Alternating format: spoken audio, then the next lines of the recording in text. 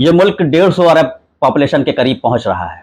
यहाँ पर 8 तरीके के मजहब हैं, अलग अलग रिलीजन, 3000 तरीके की जातियां हैं, कास्ट, और इनकी जो सब कास्ट है उपजातियां वो करीब 25,000 हैं। हर मजहब का, हर बिरादरी का, हर उप बिरादरी का जितना तौर तरीका है, शादी ब्याह है, कल्चर है, फंक्शन है, रहन सहन, उनकी बोली है, हर 25 किलोमीटर के बाद बदल जा रही है।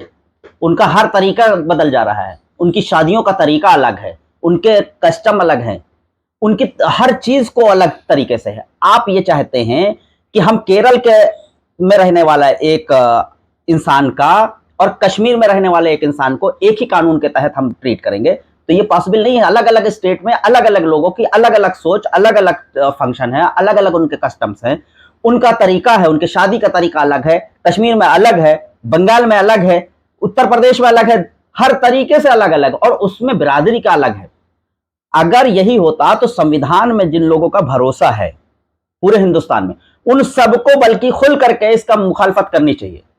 हमने सबसे कोशिश ये किया कि जो खास करके प्रोफेसर लोग हैं, जो पढ़े लिखे लोग हैं, उनसे हमने ये दरख्वास्त किया कि जो लॉ कमीशन के जरिए मोदी सरकार ने मांगा है कि सबसे जो है आप इनवाइट करिए, कि एप्लीकेशन में इनवाइट करिए, उनका तथ्य जानिए कि ये हम इसको लाना चाह रहे हैं, लागू करना चाह रहे हैं, तो उसमें वो पॉजिटिव या नेगेटिव जो देना चाहे मेल करके दे।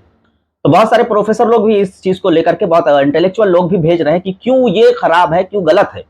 देखिए, हम सड़क पर चलने वाले लोग, अगर इस मुल्क में एक बात कर दी जाए, एक आम सी बात है जो आम पब्लिक नहीं जानती है, क्या हम मोटरसाइकिल चलाते हैं तो मोटरसाइकिल की एक कानून के तहत चलाते हैं कि हमारे पास ड्राइविंग लाइसेंस होना चाहिए, हमारे पास गाड़ी का कागज भी होना चाहिए, और हमारा हेलमेट भी लगा रहना चाहिए। हम रोड पे चलेंगे तो हमें जो चेक करने वाला इंस्पेक्टर होगा वो ये सारे डॉक्यूमेंट मांगेगा, अगर प्रूव होगा तो हमें जाने देगा, वरना हमारे ऊपर फाइन लगाएगा। अब जो सरदार मोटरसाइकिल चलाते हुए जा रहा है वो पगड़ी लगा करके जा रहा है, तो क्या अब एक कानून ये बनाया जाएगा कि उसकी पगड़ी उतरवा करके उसको कहा जाएगा जबरदस्ती आप हेलमेट पहनिए, या उसको इस बात पे इजाजत तो होगी ही नहीं, क्योंकि वो कानून एक हो जाएगा ना। तो आप यानी कि मजहब के खिलाफ हो रहे हैं सारे, आप सारे लोगों का। आप जब संविधान एक कह रहा है कि आप अपने मजहब की तरीके से आर्टिकल 30 या आर्टिकल 29 ये सब साफ साफ कह रहा है कि आप अपने मजहब को फॉलो कर सकते हैं, आप उसको बढ़ा सकते हैं, यहां पर कर सकते हैं, ये जो फंडामेंटल राइट हमें दिए गए हैं, तो इसका तो वायलेशन है डायरेक्ट। आप ये कह रहे हैं कि हम एक कानून ले आएंगे इस मुल्क में, तो एक नहीं हो सकता। ये यूनिटी इन डाइवर्सिटी का देश मुल्क है, यहां पर हम एक नहीं कर सकते, हम किसी को एक तरीके से नहीं ट्रीट कर सकते हैं। अलग अलग स्टेट है, अलग अलग कानून होंगे।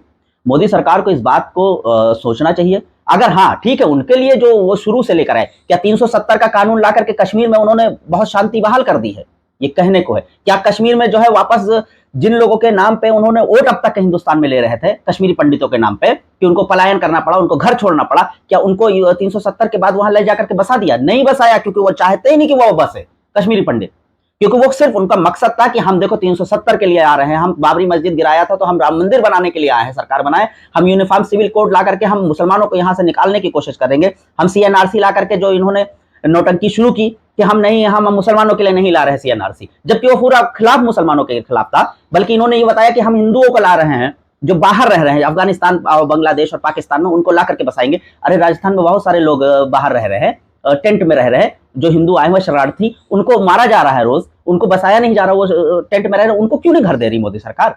अरे मिसाल पेश करें, जब जिनके लिए सीएनआरसी ला रही थी, कम से कम वो बात करनी चाहिए।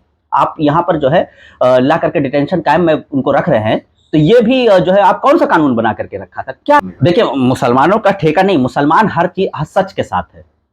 मुसलमानों ने हमेशा जुल्म के खिलाफ आवाज उठाई है। आप इस मुल्क की आजादी की बुनियाद को लेकर के, बुजुर्ग 1857 की क्रांति किसने शुरू की? मुसलमानों ने शुरू की, किसी और कम्युनिटी नहीं। और कम्युनिटी ने तो साथ दिया बाद में, जब ये देखा क्रांति मुसलमानों, क्योंकि सत्ता हमेशा यहां पर जो भी रहा, मुल्क में 900 साल राज मुसलमानों का राज रहा, मुगलों का रहा, तो छीना तो उन्हीं से था। उस छीने हुए राज को वापस पाने के लिए उस मुल्क में जिन लोगों ने छीना था और जिस मुल्क में ज्यादती कर रहे थे अंग्रेज, उनके खिलाफ क्रांति छेड़ने वाला मुसलमान था। 1857 1947 तक के उसने जो है अपना खून पसीना सब बहा दिया, बिल्कुल कत्लेआम उसका हुआ। 47 के बाद जब बंटवारा हुआ मुल्क का, तो उसका सबसे ज्यादा कत्लेआम। उसके बाद आज 77-78 साल होने को है, आज भी उस मुसलमान को टारगेट करके मारा जा रहा है, लेकिन वो जुल्म के खिलाफ हमेशा है और हमेशा रहेगा, क्योंकि वो ईमान और देखिए इस्लाम का एक सबसे सीधा और कानून है, एक तरीका है कि अगर जहां पर जुल्म हो रहा, जालिम कौन है ये नहीं देखा जा रहा। जालिम अगर आपका सगा भाई है, जालिम आपका कोई दुश्मन भी है, अगर वो जुल्म गलत कर रहा है किसी पर भी, किसी मजलूम पर, तो वो मजलूम के साथ खड़ा हो जाता है। यही इस्लाम है। यूसीसी से दिक्कत क्या है? देखिए यूसीसी से दिक्कत है वो बताइए। देखिए ये सीधा सीधा ये लोग चाह रहे हैं कि इस मुल्क को हिंदू राष्ट्र घोषित करवाए। अवैध घोषित कर रखा है, अब वैध तरीके से घोषित करने के चक्कर में है। तो ये यूनिफॉर्म सिविल कोड लाना ही नहीं चाह रहे, ये चाह रहे हैं कि हम हिंदू राष्ट्र का जो हिंदू वाला कानून सारे हैं, हिंदुत्व वाला, उसको हम इम्पोज करें इस मुल्क के लोगों पे। तो वो पॉसिबल नहीं हो सकता। आप ले आइए, बिल्कुल ले आइए। आप चाहते हैं कि आपका 2024 का चुनाव आपका जीत जा, हो सकता है आप इसी सब तरीकों से जीत जाएंगे इस तिकड़म से, लेकिन ये मुल्क आप जो है बर्बाद करने पे तुले हुए हैं। ये मुल्क को आप बना नहीं रहे। जो मुल्क 47 में जिस मुल्क के पास कुछ भी नहीं बचा था, उस मुल्क को खड़ा किया गया 70 साल में, और वो मुल्क आज पूरी दुनिया में जब चैलेंजिंग पोजीशन पे, लोगों बड़े बड़े देशों के चैलेंजिंग पोजीशन पे आया, उसी मुल्क को आपने 8 और 9 साल में ऐसा बर्बाद करके रख दिया कि आज लोग मजाक बना रहे हैं।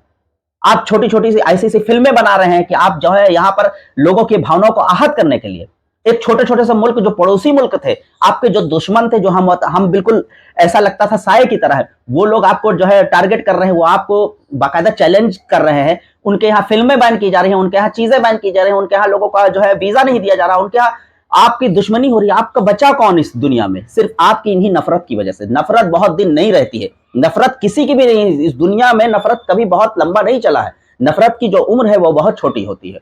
तो ये नफरत करके जो मुसलमानों के खिलाफ डायरेक्ट आप यूनिफॉर्म सिविल कोड उसी तरह है जैसे सीएनआरसी कहा था कि मुसलमानों के लिए नहीं है, वैसे यूनिफॉर्म सिविल कोड मुसलमानों के लिए। ये सबसे ज्यादा खिलाफ मुसलमानों को टारगेट करके किया जा रहा है। कोई भी यूनिफॉर्म सिविल कोड में आप शादी ब्याह और जो प्रॉपर्टी का जो हिस्सा होता है औरत का, वो औरत का हिस्सा कानून के तहत होगा। जैसे सरकारी, हमारे यहाँ ऑलरेडी प्रॉपर्टी का कानून, जैसे एक लड़की शादी से पहले बाप की प्रॉपर्टी में उसका हिस्सा होता है, उतना 1/3 हिस्सा।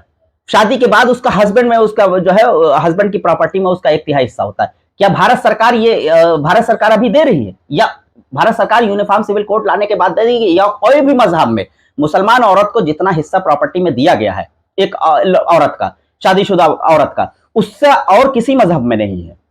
क्या आप बराबर करेंगे या घटा देंगे? हमारे यहाँ तो ज्यादा दिया जा रहा है प्रॉपर्टी का हिस्सा। लोग कुछ भी करें, कैसा भी।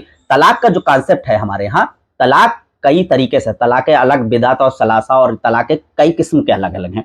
जिस तलाक को लेकर के आप ट्रिपल तलाक को लेकर के खत्म किया, उसको भी है तलाक। तो यहाँ इशारतन भी बहुत सारे तलाक हो जाते हैं, बहुत सारे। इसे तलाक चूंकि आप सल्लल्लाहु अलैहि वसल्लम के तरीके तौर तरीके से, ये जो है सुन्नत के तरीके से जो है शादी ब्याह और तलाक हो रहा है, ये चलेगा भी उसी कानून से चलता है मुसलमानों में।